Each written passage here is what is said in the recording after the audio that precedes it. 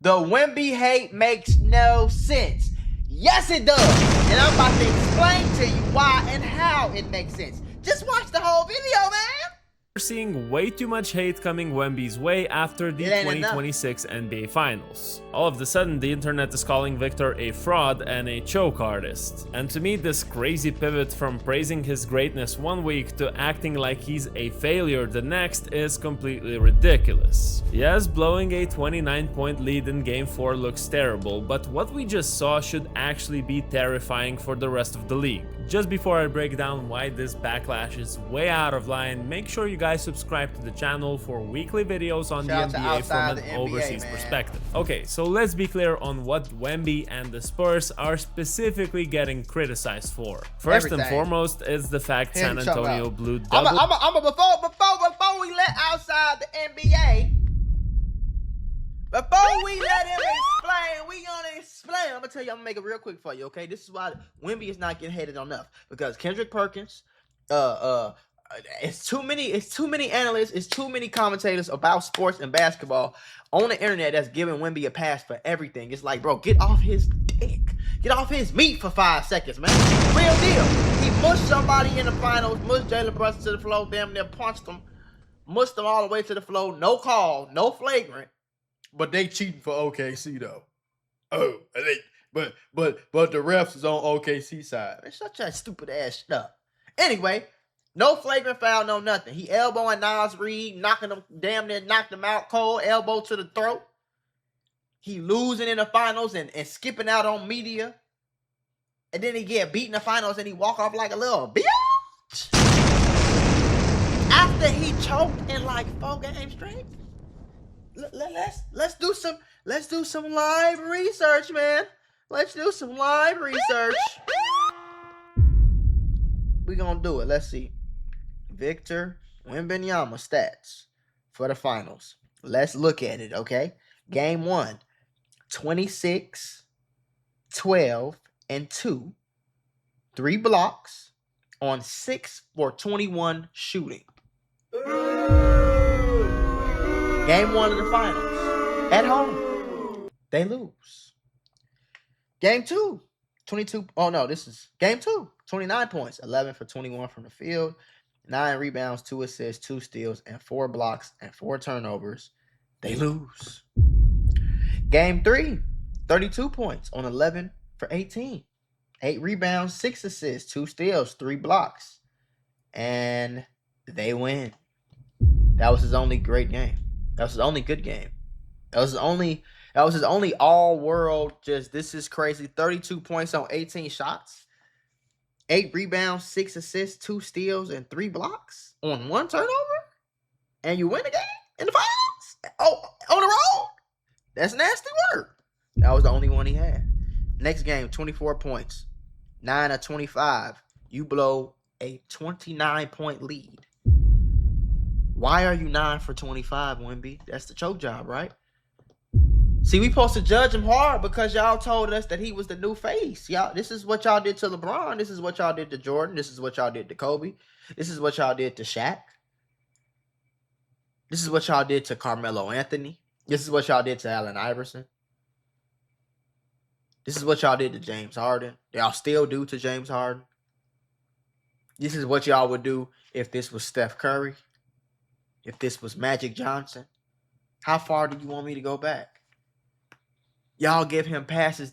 NBA analyst Kendrick Perkins, in fucking specific, has gave Wemby a pass for every. Oh yeah, I would have elbowed him too. Yeah. Oh yeah, he didn't really do nothing. It should have been a flagrant, but it's whatever. It's physical basketball. The Knicks being physical, so you comparing some physicality in basketball to a straight up muff to the floor, and then you gonna do it on the 6'2" to 6'2" dude, right? Wemby got a good habit of doing shit to people he know ain't gonna do shit back. He know Nas Reed is a cool, nice guy. He gonna do something to Jalen Brunson, who's 6'1", if that. I'm just stating facts. So he needs to be criticized. If y'all want him to be the face of the league, y'all want him to be the goddamn it new LeBron, and then he need to be criticized. And he doing some bitch ass shit right now. Just say it. Just call it like it is, bro. Y'all ain't gotta. You could be the fan of him and say he doing some whole shit. Digit leads in each of their losses. In fact, the Spurs were ahead by 14 in game 1, 12 You in 7-6. game 2, 29 in How the hell game you 4, go and 6? 16 How the in hell game you go 6 for 21 and you 7-6?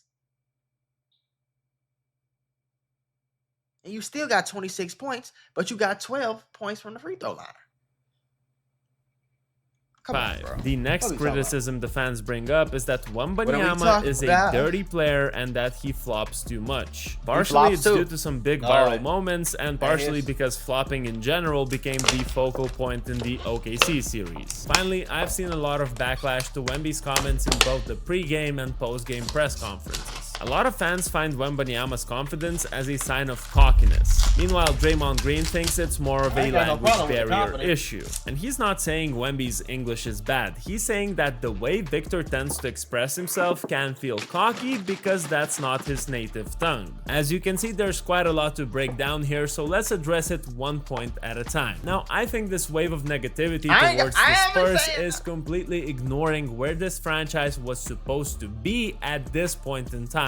If you rewind the clock back to October, absolutely nobody was picking the Spurs to be playing basketball deep into June. The major sportsbook and analytical models had their win total over-under set at around 44 wins. Most media outlets were projecting them as a fringe playing team. ESPN even gave them a tiny 7% probability just to make the playoffs at all. Yeah, but those are a bunch of people that don't know shit about basketball, though. Niggas that know shit about basketball, the Gills Arena, they all was saying that they might win a championship. Some people pick Wemby them to go to the conference finals at the beginning of the season, the whole season, like. Fighting for the 8th seed, this historically young ESPN roster finished second in the West, winning 62 regular season games. In 1 year, this squad jumped from 13th in their conference all the way to the biggest stage of the sport. That's crazy. Simply put, these Spurs completely shattered expectations, overachieved, and are years ahead of any quote-unquote realistic developmental timeline. Yeah. That's why seeing how fast the narrative went from Wemby saving basketball by eliminating OKC to what's being said now makes me shake my head a little bit. Heading into the playoffs, most experts, analysts, and so on were incredibly skeptical that this young group could survive against true contenders. When they met Oklahoma City Thunder in the conference finals, 5 out of 6 major national writers picked the Thunder to eliminate them. And listen, that made total sense. I didn't think that they would actually pull it off either. OKC is a mature, finished product powerhouse that won 64 games and entered the season and the postseason as the heavy title favorite. 2 of their main scoring options was injured, and they still took them 7 games. So, if Jalen Brunson and damn, what's his name? I can't think his name right now. Fuck me. Bro off the bench that got injured. If them niggas was on, come on, bro. You really think?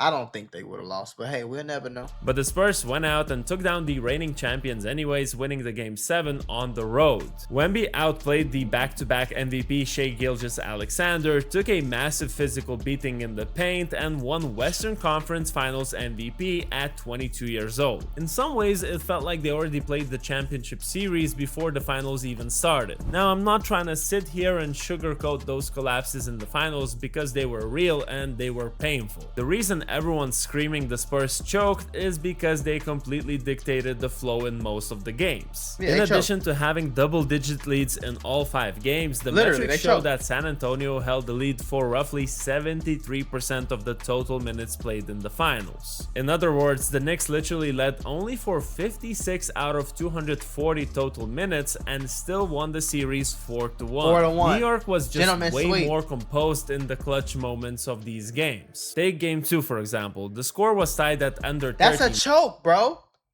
That's a choke. Look at his face. Look at his face. That is a choke. I forgot about that. That's a straight up choke job. Y'all ain't ridicule him like that in the media.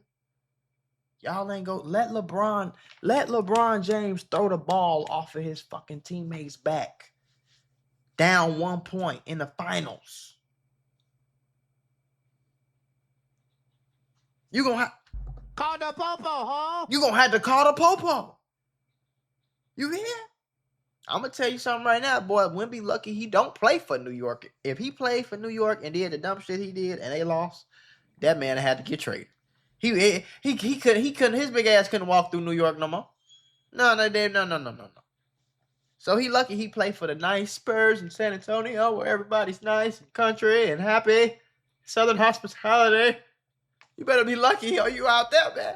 Because this was some bullshit, bro. Come on. Can you imagine if they had some clips of Jordan throwing the ball off of his teammate's back in the clutch on a fast break to take the lead with like 4, 5, 6 seconds left? Come on. Seconds, Wembanyama rushed a play and turned the ball over, passing to Stephon Castle's back, then fouling Jalen Brunson, and then missing a potential game-winning jumper. That's too much, bro. That's 3 strikes, and then still had a chance and missed. Missed to go down 2-0 at home in the finals. Too many greats that didn't do that. I don't give a fuck that it's his 3rd year. Y'all told me that he was the new face of the league. Y'all told me he was the best player. He was the first person you pick. Y'all told me he has the potential to be the greatest of all time. I don't give a fuck that it's his 3rd year. Congratulations. So we gonna judge you like one of the GOATs if you want to be up there with one of the GOATs. Point blank period. And he gonna have a long career to make this up. If he goes and wins 7 rings and lose 2 more, nigga, he the GOAT. But if he don't, he go back to the finals and lose. If he don't go back to the finals for 10 more years until he builds a super team or something like that, it's gonna look crazy. It's over. Game 4 was where they blew that historic 29-point lead. Wemby missed those clutch free throws at 1 minute 47 left to go, and Spurs lost on a tip-in buzzer beater. Brunson gets it. You 7'6". Fires up a 3. You 7'6". How the fuck do they go down? How do you let them beat you if you was up 29 points? You 7'6". Give me the ball. Floater.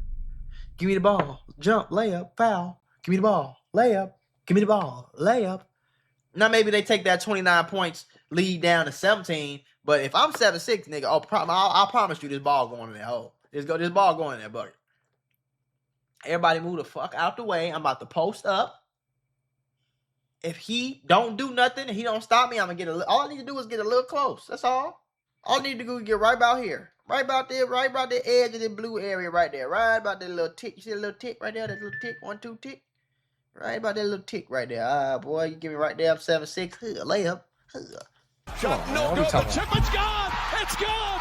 It's gone. Finally, Game 5, where Wemby went 1 for 5 from the field in the 4th, and the Knicks won that quarter 29-18. All of these obviously weren't talent issues. These late game mistakes were a consequence of both physical and mental fatigue. First of all, Spurs came into the finals after a grueling 7-game war with OKC. They also ran a highly demanding defensive scheme with a suffocating full-court press on Jalen Brunson. Yes, it worked beautifully early on, forcing the Knicks into cold shooting starts and building those massive leads. Right. But maintaining that physical intensity and mental focus for 48 minutes was just way too difficult for this young team. Right. Wemby specifically went from playing under 30 minutes a game in the regular season to almost 40 in the finals. All the while serving as the primary rim protector and the offensive hub for the team. You could really see that by the 4th quarter, his legs were completely gone. So it's not shocking in those final quarters he averaged just 7 points on 34% shooting. Another thing is, I think it's just normal that a young group would make mental mistakes and miss shots they wouldn't under maximum pressure. Look at who was actually on the floor. We don't care what's normal. It wasn't. Michael Jordan wasn't normal when he won. He got 2 3-peats. Kobe Bryant wasn't normal when he got five championships and went to 6. And I know that 6th one, Lord have mercy. Long live Kobe. I know that 6th one that shit hurt after it was all said and done. You say I could have timed like it did. So, but you know what I'm saying? LeBron playing 20-something years ain't normal. Even though LeBron lost and he's not the GOAT, even though he is barely number 2, Greatest of all time. That man went to like 10 finals, bro. 10. Choked 6 of them away, but he went to 10 finals. That ain't normal. We don't want to hear no shit about no motherfucking normal, man. Or closing out these high-stakes games.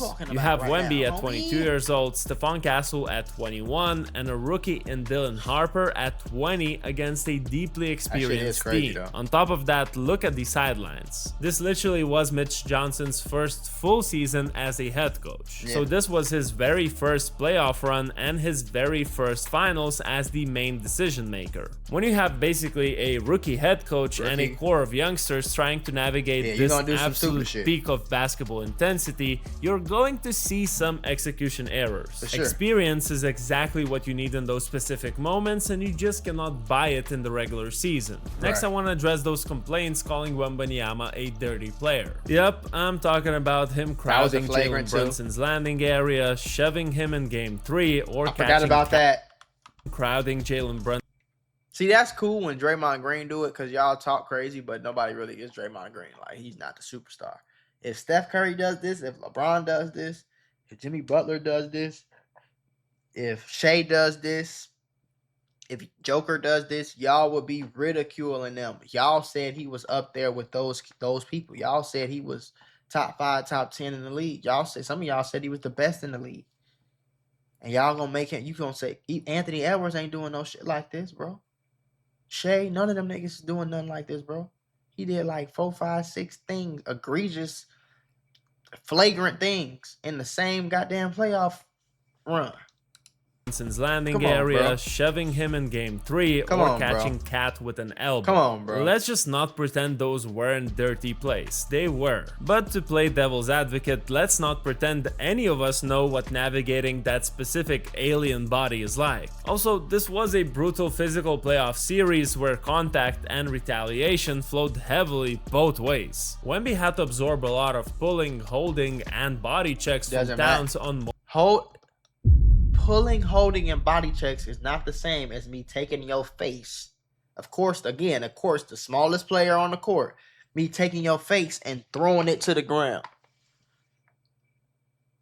If Jalen Brunson slip and hit his head on that floor and he get knocked the fuck out, what we talking about? You ain't never seen LeBron throw no punch at nobody, bro. You ain't never seen Shea, Steph throw no punch at nobody, bro. Or take nobody's face and throw it. Same shit. You might as well throw a punch. I don't give a fuck if they being physical and they hitting with you. They don't give you the right to take it up another notch. That give you the right to be physical back. And if they call a foul, you yell at the ref, hey, they doing the same thing to me. Fuck that. They doing the same thing to me. Call it on the other side. Oh, and that shit ain't no excuse, bro.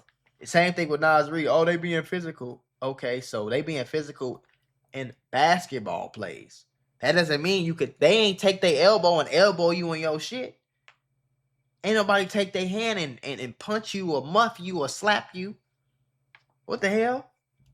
Most possessions. This is gas I thought he tried to bro. meet that physical challenge, and as much as I didn't agree with some of the calls in game 5, he ultimately forced Towns to foul out. Anyways, point being, it wasn't some one-way physicality. It's playoff basketball with a generational star who's got an insanely competitive motor. The whole Wemby plays dirty narrative is a bit soft in my eyes, and it's more about the refs not setting the right tone and missing some obvious calls. Finally, let's talk about Wemby's confidence.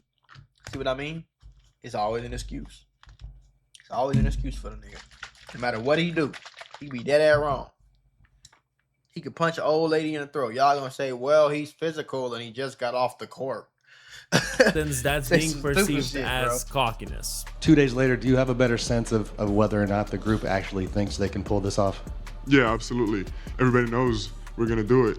To me, As soon as he said that, I knew they was cooked. having followed his pre-NBA career, this is nothing new. I remember teenager Wemby stating they'll beat Team USA in the Olympics. I think you just have to have that mentality in order to eventually be the best. But what people should focus on more are not these bold statements before games. Look at how he handles his defeats. There's a lot of self-reflection and accountability. Yeah, He didn't blame defeats the like a hoe. referees, he didn't say the Knicks got lucky, and he didn't make excuses for his turnovers or misses in the clutch. Instead, he admitted that his body reacted quicker than his mind, also stating there were too many moments where he became passive and let the game get blurry. This is the biggest lesson of my life, the biggest learning moment. I can't tell exactly what the lesson is, but I'm learning more than any other time in my life before. So at the end of the day, I'm not surprised this language gets misunderstood by the regular fan. Most people come nowhere near this level of hyper-competitive environment in their lifetime, and that's why hearing these statements, even from all-time greats like MJ or Kobe, sounds cocky. Speaking of great, Yeah, but see, the difference is when they did it, more times than not, they backed it up. He's talking and getting spanked.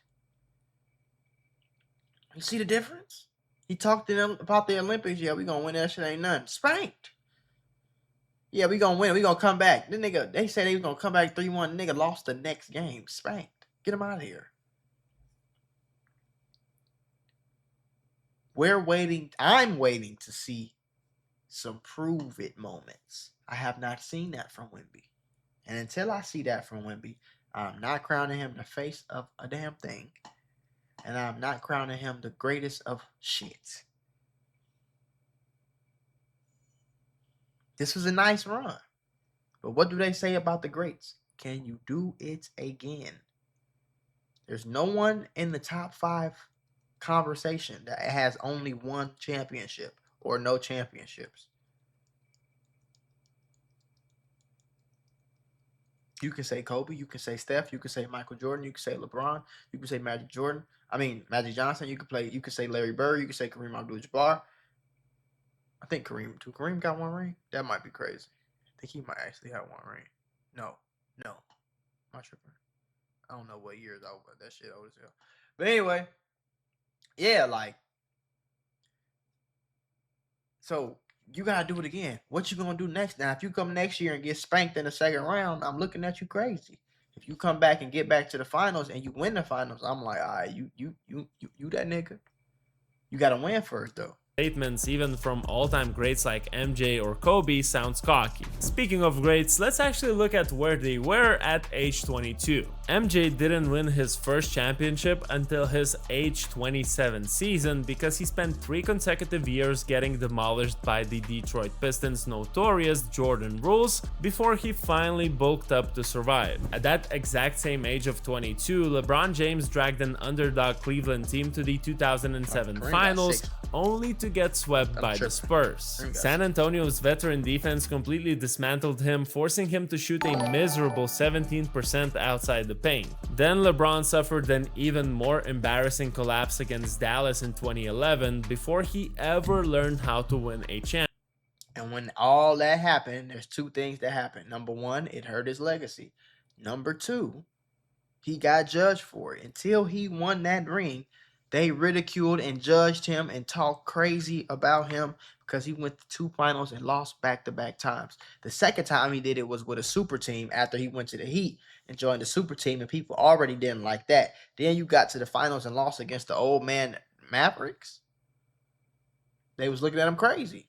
But Wemby gets a pass for everything. Or let's remember the literal wall Giannis ran into in 2019. Toronto walled off the paint and exposed his limits in the half court, but that forced him to spend the next 2 off seasons improving the mid-range game and short roll passing, leading to his 2021 championship. Sure, you can bring up Magic or Kobe winning rings at 22, but Magic was playing next to 34-year-old Hall of Famer in Kareem, while Kobe was co-star to prime Shaquille O'Neal. O'Neal. Wemby didn't have an all-time legend next to him and still carried this core of rookies and sophomores on his back. The man was the Defensive Player of the Year, All-NBA First Team member, All-Defensive First Team member, and All-Star, and finished third in MVP voting at just 22. I feel like a lot of these people on the internet quickly forgot. Gotta do it again. To be clear, at the end of the day, the Knicks completely earned this championship by playing a resilient, beautiful series. But if you're an NBA fan of any other franchise, you shouldn't be laughing at the Spurs right now. You should actually be absolutely terrified, because you just witnessed the absolute easiest version of Victor Wembanyama to defeat that will ever exist in the NBA Finals. That's what y'all say, though. We gotta see it first.